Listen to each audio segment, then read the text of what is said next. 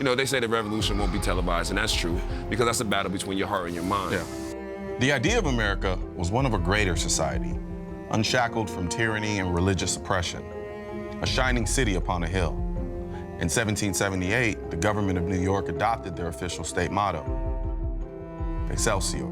The Latin phrase translates to ever upward. Today, that same government simply does not live up to that promise, while those within the communities most in need of that inspiration have stepped up to exemplify what their state should stand for.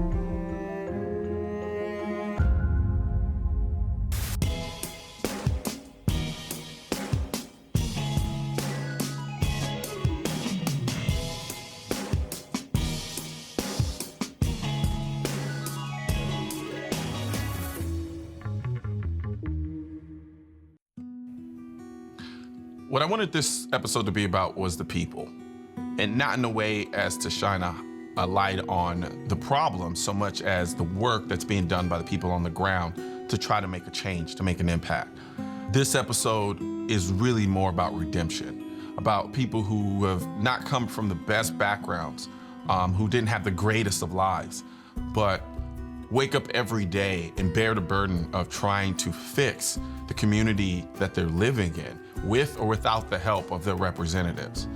And so to me, that is more important than just highlighting the issues and casting blame on the representatives that I think should be the ones up front and center trying to make a change.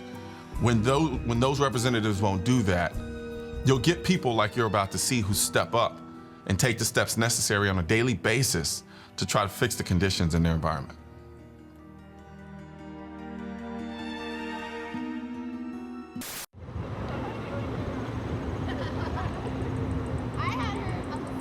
City of Albany, you know, it's a beautiful city, but it's a tough city. Growing up, dealing with the peer pressure, the influences. We have the ongoing problem of gangs and gun violence. My mom did her best to shield us from it. She had a great support system. I came up just like your normal, average inner city kid.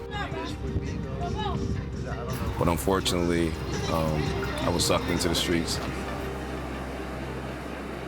Next thing you know, I'm in gangs and, jail, and I was in college when I was young, but then I didn't take advantage of that. I've been through a lot, man. I've been shot, been on trial for attempt murder charges. I've been through a lot of stuff here in the city of Albany. I had to go sit down for a year. I was incarcerated for a year. Yeah. And it's sad to say, but in that year I learned so much about myself, being isolated and being still. And I found my center. And when I came home, I began to change my life. I started my own nonprofit. Okay. I started my own nonprofit. It's a restoration program. What you see now is a shirt that I have on. And I just began out here to be the example. I give kids jobs every summer. We had a great summer this year, 42 kids this year. Been doing it for 9 years now. And that's where I kind of found my peace. I found where I said, you know what, I can teach kids ownership, accountability, responsibility, outside of the dissonance that they're going to be facing in society, outside of the choices that they're going to have to make better choices with. And that's what I began to do. I've been there. Yes. So this is the slums. Showing them the real, man. Showing them Albany, baby. Yes. Barbershop is one of the pillars in the community. To me, you have, the church and the barbershop where people can feel free, talk, speak, and you have a certain amount of connection.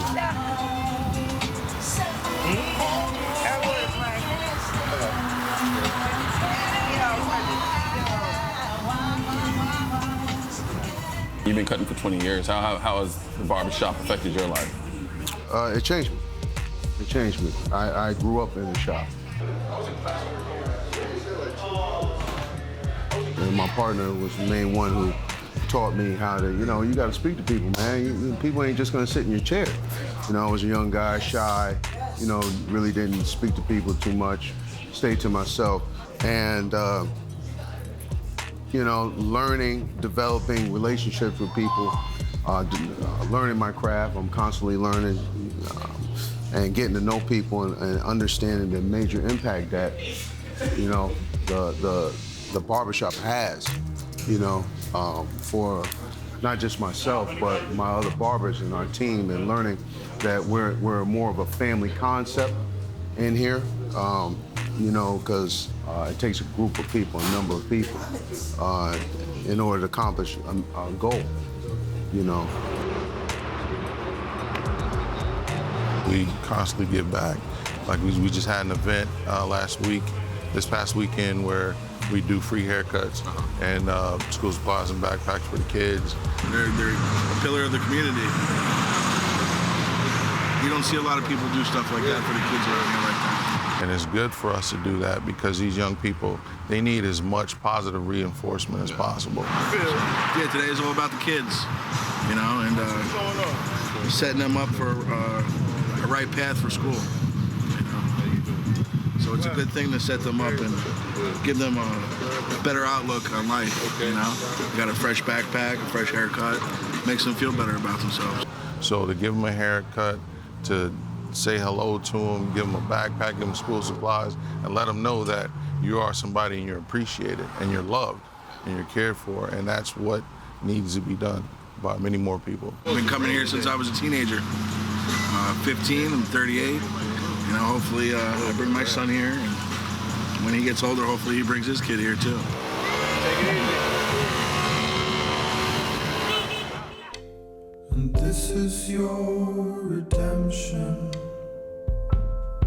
Over the years, large swaths of the city's urban core have been either destroyed or in decline. But earlier this year, for the first time in the city's 400-year history, it adopted a comprehensive urban plan aimed at turning things around. Improving education is a key part of the plan. We find in low-income communities too many of the young people who are not graduating.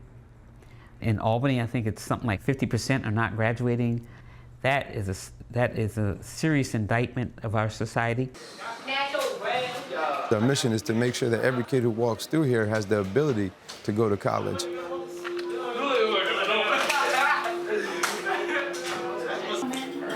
How are you? Dr. Paul Miller. I'm originally from Rochester, New York. Probably one of the most violent, poorest cities in the country. I grew up in the middle of the projects there, just kind of knew that I had to do something different, wanted better, and I knew I had to find a way out. So education and sports were my way out, and now it's my goal to find a way to give it back to our kids. The goal was to start something and to do something to give the young men a choice, give them an opportunity. Do something where they could eliminate distractions and work on focus and getting them to college. Education is everything. Education empowers them. It's the greatest equalizer. It equalizes the playing field so they can go somewhere and stand on their own 2 feet to be able to compete with anybody in this country. And we give them the tools to be able to do it. We give them the power to have a diploma, the power to go to college. Is college for everybody? Absolutely not. But every kid will leave these doors with the ability to go to college, and every kid will be accepted into college. Our total population is about 97% black males, and our poverty rates is about 87% poverty. And our graduation rates are always between 85 and 97%. I will guarantee you a diploma in 4 years if you come in here and care just a little bit. That's not an easy thing to do, you know, climbing out of that negative behavior. Incredibly hard. You know. It takes exceptional people, which I hold us to that standard. Yeah, absolutely. To get out of. I really do. Absolutely. There's work to be done, and then that work is education amongst ourselves, education amongst the community. That's the hurdle, though. That's our lesson in life. That's what we have to realize as humanity. You know what? We have this fortitude. We can do this. You know, we don't have to sit here and wait for permission to change, to put some morals, you know, and some values in our community and start operating these principles.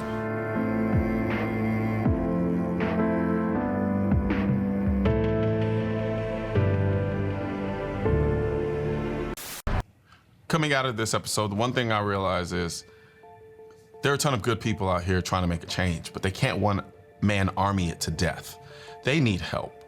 But at the same time, I want people to walk away with this, realizing that this is the motto. This is what needs to be going on in cities across the country and states across the country to fix a lot of the issues that we're dealing with, especially when we're talking about places that are being failed by their leadership. This is essentially what Excelsior is supposed to be about and what the state is supposed to represent. Unfortunately, it's only coming from the people in the community and not their leaders.